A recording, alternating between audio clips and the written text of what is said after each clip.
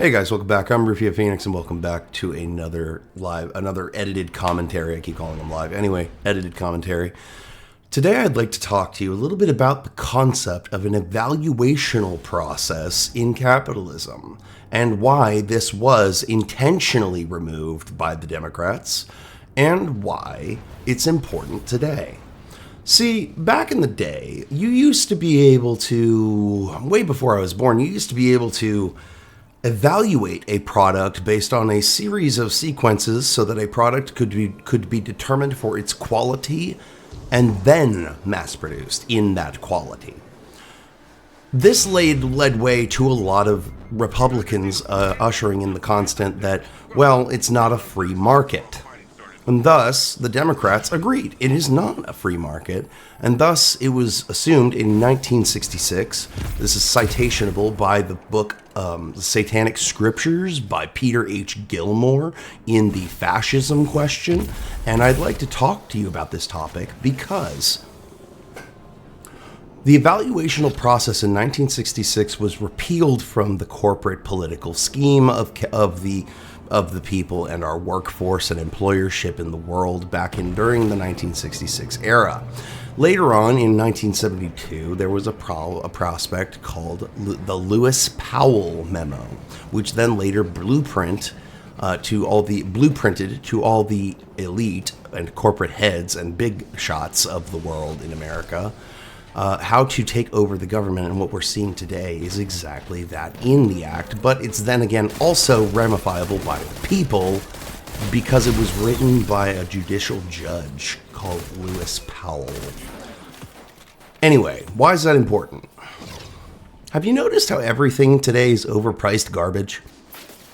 Look at an iPhone, for example. They want you to buy those out the ass and get off of Google's Android stuff because, well, Android's too much access for you, you know? They want you on a more simpleton style thing that costs about $10 to $15 to manufacture and is sold for about $600 to $1,000 a piece. Hyperinflation, hypercapitalism. Late stage.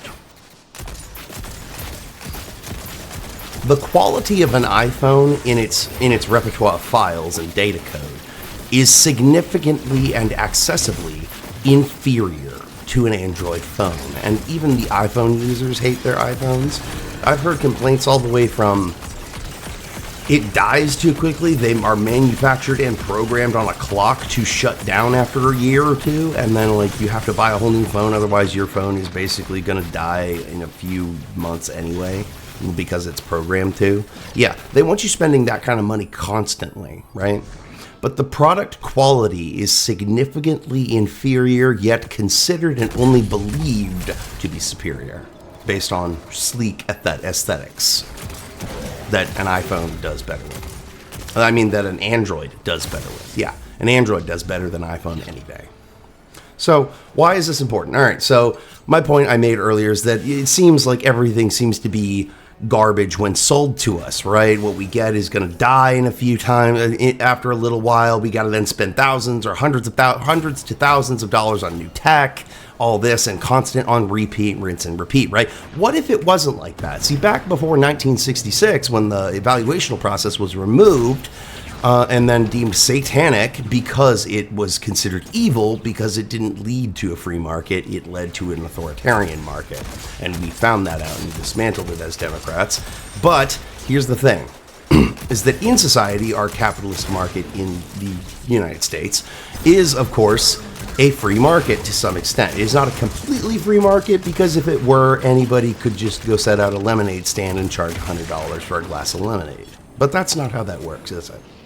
So the quality was important over quantity back in the years previous, like the 1920s, 1940s industrial age, all the way through the 1966 scandal when the evaluational process was removed. It was deleted and ramified with free market, and everybody could just sell whatever, right? You could, and that's what art basically made a mockery of by, like, you remember that picture that had a banana taped to a canvas, and they called that modern art? Do better. As an artist, do better. Anyway, I guess my point here is that Without the evaluational process, you're going to inherently run into a market that is oversaturated with crap. Meaning, you could do really well on the market and only make maybe $15 an hour, even at the max, just by doing the best content on the market and outworking anybody in the market on your own, independently.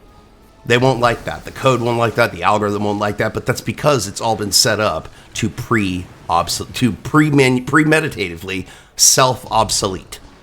I mentioned self-obsolescence in a previous video on my channel. I don't know if it's still there. I'll look. But all the things that we buy nowadays are going to go away at some point because they're programmed and like built to. Have you ever noticed how cars from for example, the Chevy Camaro from 1969 was a superior car, and even today, if refurbished and brought up to speed, it is, and fully functionally, the car, it will run better and longer and more consistently and with duration ability than basically anything on the market today, including Tesla. And don't even get me started on Cybertruck, that fucking dumpster truck.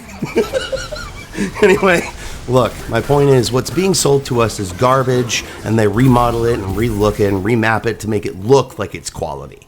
When in fact, the Tesla truck is a dumpster truck. It's an old dump truck that got refurbished into a autonomous smart car, which isn't even that smart considering that AI is basically only a networked information that can be assimilated into a constant of a sentence. But then on that, you also have to remember that everything else after that in AI has the IQ, in the intelligence quota of a cockroach. It's not that smart. So humans are smarter because we built it. It'll take a long time before AI can outperform a human brain. And even if the human brain becomes closely narrowed to outperformed by AI, the human brain will adapt and diversify to it and get better quickly because we're good at that. That's what humans do, you know? But without the quality of a good product being there because the evaluational process was removed in 1966, you will be buying a lot of shit. You will see a lot of YouTube content creators up here on the conservative end talking about how you basically like eating trash because you keep buying the same slop, the same this, the same that, and it's just rinse and repeat doo-doo.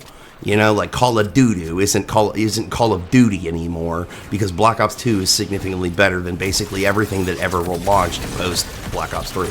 You know, so anyway, my point. The attention to quality in products led to a significant change in the way we live our lives today ever since the year of 1966. When the evaluational process was removed. I want you to remember, in gaming, you need to assess the qualities that you selectively choose when you are building your setup for your character, your inventory, and whatever else you're going to use in that game. You need to strategically and procedurally go over what it is you're actually trying to do in the game, and then build around that and adapt it to whatever you need to be, unless it makes the stats worse. Again, quality is important even to a gamer. This is why quality of product should also be a thing. That means physical media must be a thing still. Sony doesn't like that. PlayStation's rebelling against players. My point. They want to sell you trash for top dollar and expect you to keep eating it all up. When people now know, well, we're smart enough to say no. Sorry, Japan, lose money. You know? I don't know what to say. Anyway, I guess I've talked about what I need to talk about. You should probably be aware that if you want a free market, you have to limit yourself to the constant. You'll probably buy a lot of trash. Because the quality the qualities of a quality capitalist market means no product is inferior worldwide. Peace. Stay awesome, Ninja. Drink coffee. Be awesome. Be excellent. I hope this talk helped to enlighten you a little bit over some gameplay about the topic of product quality and the evaluational process and how it was removed in 1966. Peace. Stay awesome, Ninja. I'll see you later.